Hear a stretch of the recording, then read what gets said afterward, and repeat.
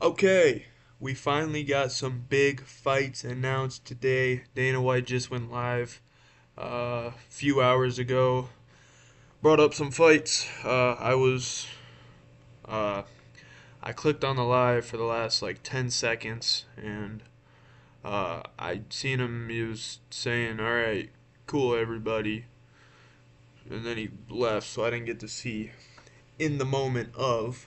But a few minutes later, UFC had posted it officially. Dan Hooker versus Arman Sarukian and Belal Muhammad versus Ian the Cut Garry. I'm also going to be talking about Charles Oliveira being in Vegas last night and how that looks for him. I don't know why the fuck Belal isn't in this, but it's okay. I forgot the rest of his name anyway. Um, so Arman Sarukian and Dan Hooker, solid fight. There's beef there. Um, I think everyone's pretty hyped for that. Dan Hooker's running his mouth. Armin will talk shit back. So, solid fight. I'd probably say Armin, maybe late third round, ground and pound, get some elbows in there when he's in mount. So, that's how I could see that going. Fucking finally, man. Getting Armin and Dan back in the ring. Holy shit. We got some movement in the lightweight division. Wow. I didn't think it'd ever happen again. Also, I need to mention real quick, Nina Drama was on the live for the last like 5 seconds, and she was saying some shit like, "Hi Dana, can you please repeat what you just said? I just got on." Fuck you. It's like the last 5 seconds of the live before he ended it, so I thought that was funny. Fucking slut. Um. Anyway, so I'd take Armin probably by decision or via TKO. I don't know. I'll make decisions as the fight gets closer. Then Ian Garry and Belal Muhammad. Uh, I'd probably take Ian Garry in this one. Uh, had a pretty, I wouldn't say impressive in the fifth round against Carlos Prates, but overall he kind of dominated that fight. But uh, that's a good fight to make. Belal and Ian Garry. Probably take Ian Garry. Uh, by decision. I don't think even if Belal is to win, I don't think he gets a finish. So that's a solid fight to make, though. I know there's a little bit of beef there, so two fights announced where I know there's some sort of beef. Ian Garry loves to run his mouth, so that'll be two fucking. These are both on Qatar, so it'll be a solid, solid press conference to say the least. It'll be very entertaining to see what they have to say. Uh, so it'll be November 22nd, and when I seen that, my fucking brain said, "Oh, 322 shows you how fucking smart I am." No, Qatar, November 22nd is when these are booked, and Armin and Dan Hooker will be the main event of that. I'm assuming that if I remember right, Ian Garry and Belal are going to be the co-main event. So with that being said, I think you got to make Shavkat Rakhmonov versus Sean Brady. I feel like that's a given. Um, that's already a number one contender series in Ian Garry and Belal. So with the JDM fight coming up against Islam, there will be two number one contenders. I'm assuming since they haven't made this one yet, they will probably make that later this year, maybe early next year. Uh, Maybe they'll throw it on an Apex card. I don't know. Doesn't deserve to be on the Apex because fuck the Apex. We need to get out of there. But fuck us, I guess. We're talking about getting out of the Apex. It sounds like they're building more shit into the Apex, like 6,000 seats, I think. So, uh, fuck that. Hopefully they do it on like the Taporia card early next year is what I'm guessing. They could do it later this year though. Shavkat is who I'd probably take by decision in this one. Uh, Shavkat's been out for a while ever since the Ian Garry fight. I believe, if I remember right, memory's a little foggy right now. Uh, Shavkat got injured in the Ian Garry fight, and um, it was supposed to be him and Belal after that win. And that got canceled due to injury, and then I think Shavkat got hurt again in a training camp. I think I could be wrong, don't quote me on that, but I seen something with his hand a few months ago, and I'm pretty sure it's two separate injuries. And then obviously getting Sean Brady back in the ring's awesome. I think Sean Brady does have a chance against Rachmanov, but um, I don't know. Uh, I think he was having an off night against Belal. Uh, I think Sean Brady can do better than that, but both these fights are going to be bangers. So I'd probably see Ian Garry versus the winner of JDM Islam. I'd say probably Islam. And if Belal is to win, I don't know that he fights Islam or if Islam fights him because Habib's got we heard about this before the JDM fight or they were talking about if Belal does retain the title, Islam's not going to be able to fight him. The respect thing with Habib, which it is what it is. If that's how Habib wants to do it, whatever. I don't think Islam gives two fucks who he fights. I think that's just a Habib thing. He wants the respect there. They trained together twice, so I guess that means we can't fight now. But it is what it is. I don't think Belal wins. I think Ian Garry wins, and then he'll go on to fight Islam. I think I'm taking for right now. I'll take Islam over JDM, but I think that's a lot closer of a matchup than people think.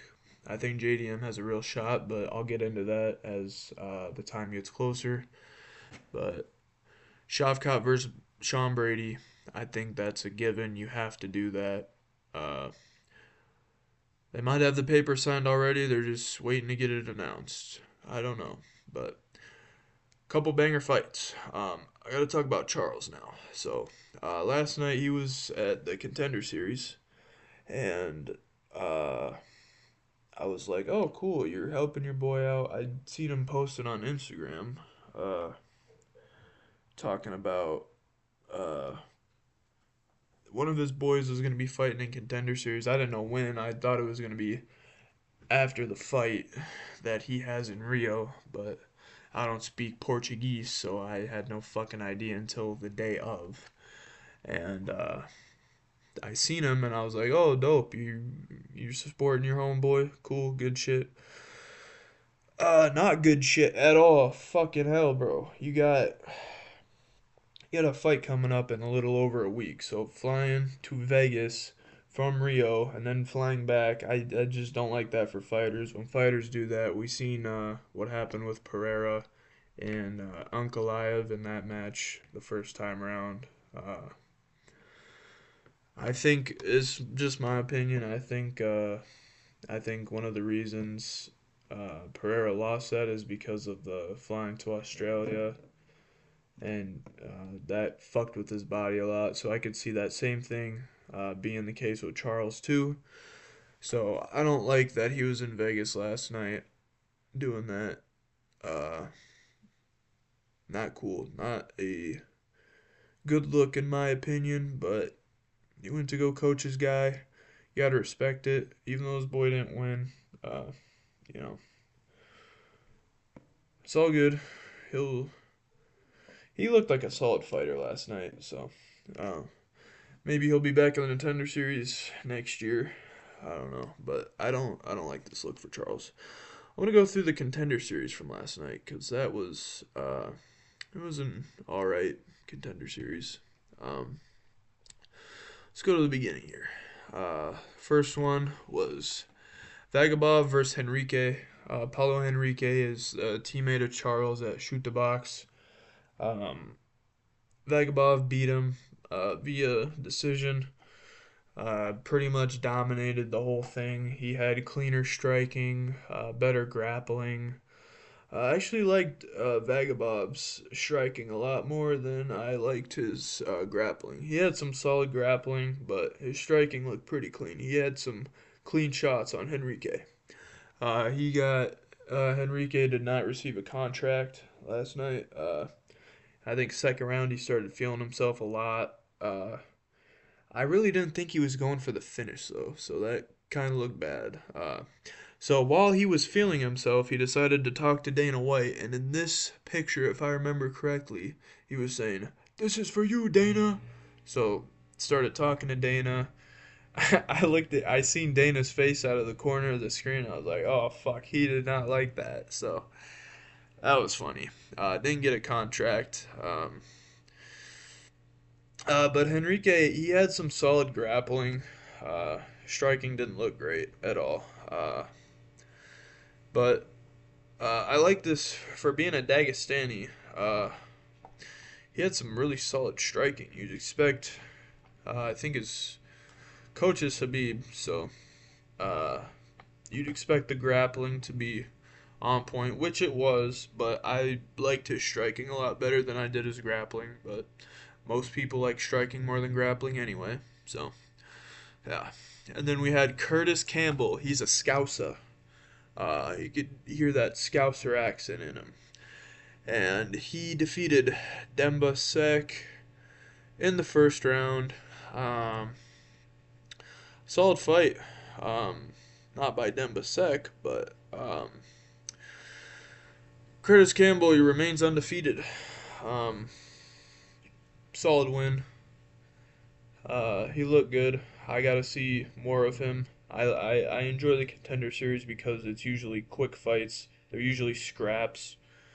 Uh, but you got to see more out of most of these fighters. Usually they'll get cans for a while, and then they'll get tested on what they're not good at. Whether that's if they're a good striker, they'll get tested against a grappler, vice versa. A grappler get tested against a striker.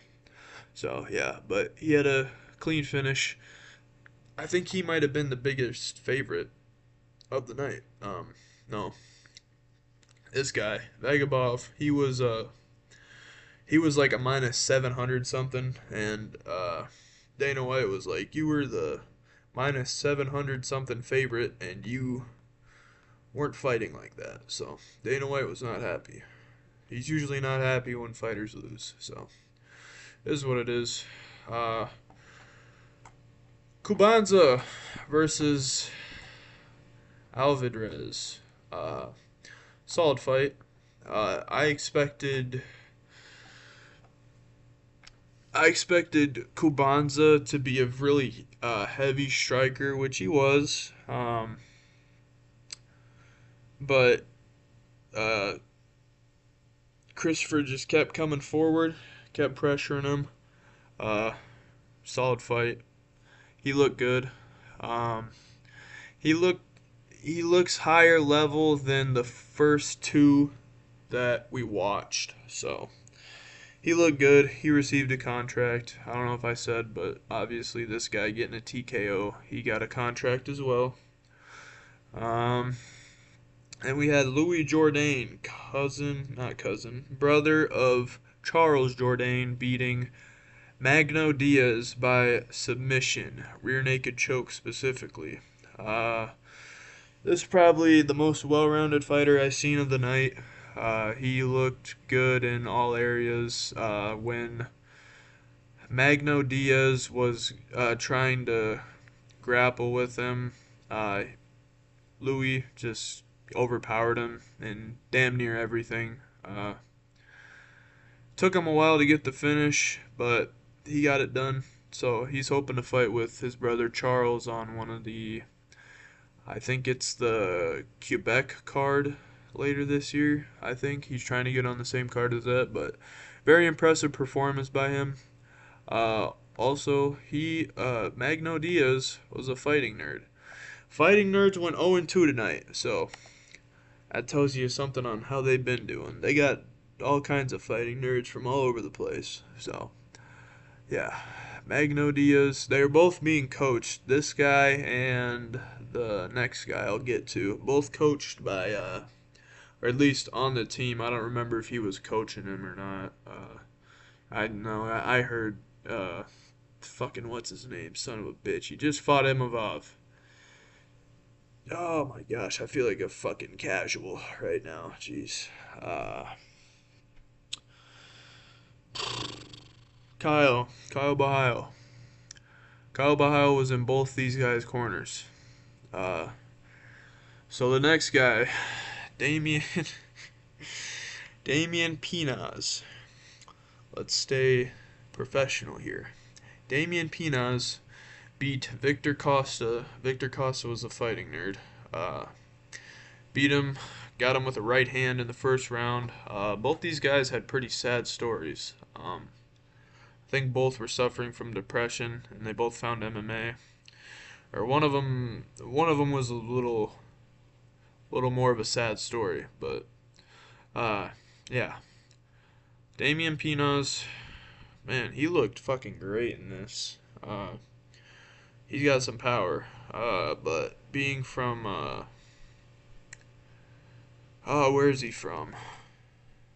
I don't fucking remember where he's from, but I don't think he has any grappling, so that's going to be tested in the near future. I don't know if it was from Congo or something, but nobody checked the grappling, brother. So, Congo have no grappling. But solid fight. He looked good from what I seen. I only seen a clip. I wasn't trying to watch it while I was driving, so I just tried listening to it. I did watch the knockout. I didn't really see a lot of what was going on beforehand. So, but yeah, Damian Pinaz gets a contract. Louis Jourdain gets a contract. Christopher Alvarez gets a contract. Curtis Campbell, the Scouser, gets a contract. The only guy that did not get a contract is Rashad Vagabov. So, yeah, it was a solid fight contender series. Solid fights. Yeah, he needs to work on his finishing potential. I know he has finishing potential, but I didn't see it. It didn't look like he was trying, but it's also, the flyweight division. Sometimes they just not a lot of finishes in the flyweight division.